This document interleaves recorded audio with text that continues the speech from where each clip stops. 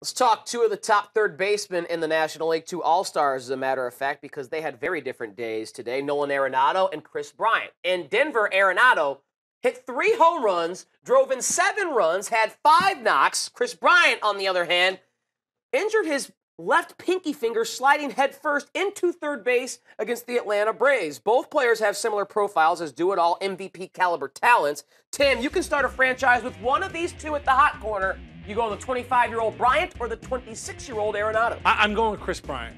But can I build a case for Nolan Arenado? I think you can build a very good case for Nolan Arenado. His on-base percentage is a weakness, but as far as 5 years in the pros, 4 gold gloves, has hit 40 home runs multiple times. But Kris Bryant's the answer here because he's won Rookie of the Year, he's won MVP, which are individual accolades. Oh, and how did he top that off? He brought Chicago its first championship in 100 years. He's the answer to this. Now, strikes out a little bit too much for my liking, talking about north of 150 every year, and he's on that pace again this year. But at 6'5", 230, I always like to change guys. All right, what would Arenado do in Wrigley? The scary thing is, what would Kris Bryant do at Coors? Kris Bryant's offense, I think, is superior to Arenado's by a hair. I don't know if it's a hair, though, separating them defensively, and that is not a knock on Kris Bryant, but Nolan Arenado, he's definitely the best defensive third baseman, might be just the best defensive player in all of Major League Baseball, and at the hot corner, I know it's not shortstop, catcher, or center field, that's an important position. That is a good case for Arenado, who's just a year older. It's not like you're talking about someone who's 31 versus 25. And Arenado, I think his numbers would come down going to Wrigley Field, but not by a drastic margin.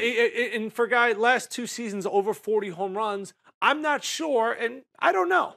But when you're hitting in Coors and you're putting up those numbers, we've seen it from so many guys over all those years, whether it's Dante Bichette or Galarraga or Larry Walker or the old guy that played first base all those years, Todd Helton. Yeah, I mean, it was the same numbers every year. It was video game-like. What Bryant would do there? He'd crush 45, 50 homers every single season, driving 130 runs. I will say this, though, Nolan Arenado does have great career road splits. He is not just a product of Coors Field. Yes, his numbers get inflated when he hits at home, but he has just as much as far as the power production when he's away from Coors Field as he does when he is hitting in Coors. Either way, you can't go wrong with Arenado or Kris Bryant. Tell us which MVP caliber player, which all-star at third base you would select to start your franchise in the National League.